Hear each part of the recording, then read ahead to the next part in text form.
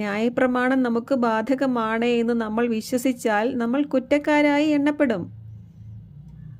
കാരണം നമ്മൾ ന്യായപ്രമാണം മുഴുവനും പാലിക്കുന്നവരല്ല.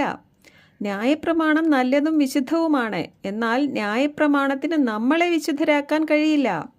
അത് നമ്മുടെ പാപത്തെ തുറന്നു കാണിക്കുകയാണ് ചെയ്യുന്നത്. എന്നാൽ ദൈവകൃപയ്ക്ക് നമ്മളെ വിശുദ്ധരാക്കാൻ കഴിയും.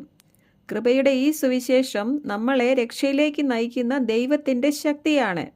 ഈ കൃപയുടെ സുവിശേഷത്തിൽ വിശ്വാസത്തിൽ നിന്ന് വിശ്വാസത്തിലേക്ക് നയിക്കുന്ന ദൈവത്തിൻ്റെ നീതി വെളിപ്പെട്ടിരിക്കുകയാണ്.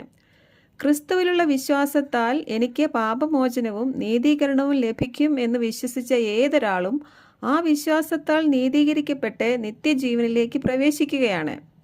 നീതിമാൻ വിശ്വാസത്താൽ ജീവിക്കും എന്ന് എഴുതപ്പെട്ടിരിക്കുന്നു. നിയമവും പ്രവാചകന്മാരും സാക്ഷ്യപ്പെടുത്തിയിട്ടുള്ള ഈ ദൈവനീതി, അതായത് നീതിമാൻ വിശ്വാസത്താൽ ജീവിക്കും എന്ന